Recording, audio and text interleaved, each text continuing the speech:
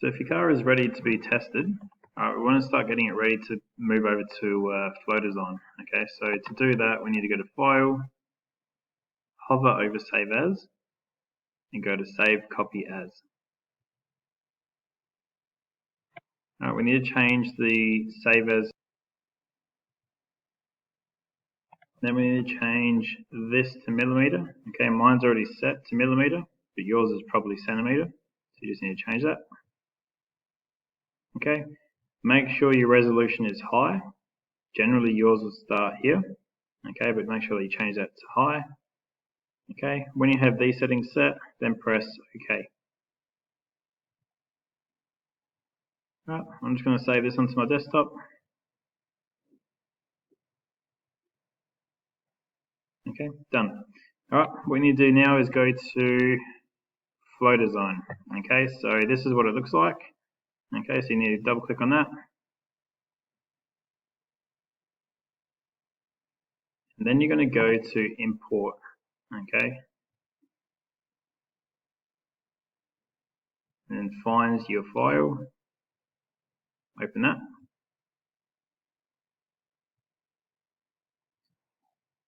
Alright, the first thing that you'll notice is obviously your model is not facing the right way. Okay, so what we need to do to change that is go to Orientation. I'm going to change the X to 90 and change the Y to 270. Every car may be different, so just make sure you change it so the car is facing the right way. You want the airflow to be coming in from this way and then exiting the car that way. Alright, so once that's right, you just go OK.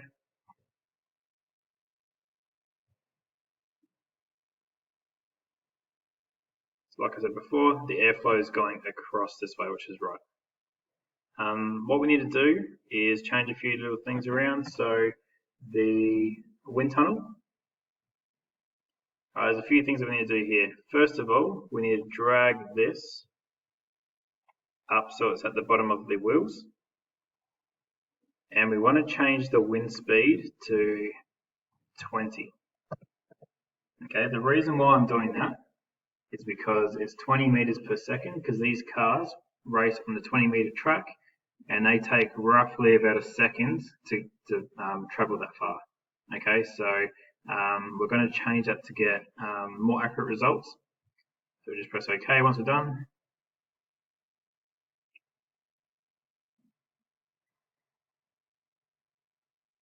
Alright, so that's what we've got at the moment.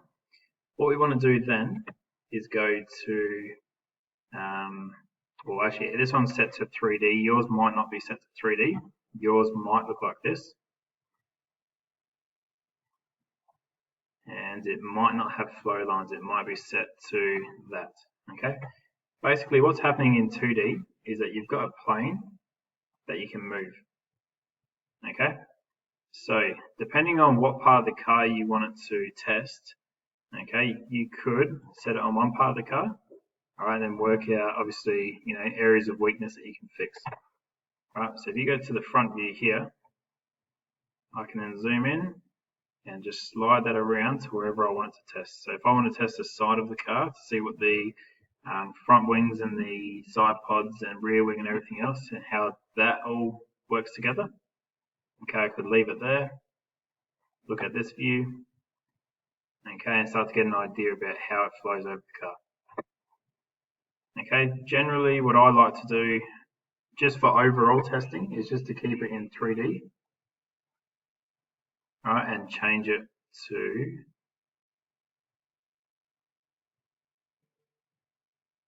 flow lines. Okay, surface pressure up here is the color of the car.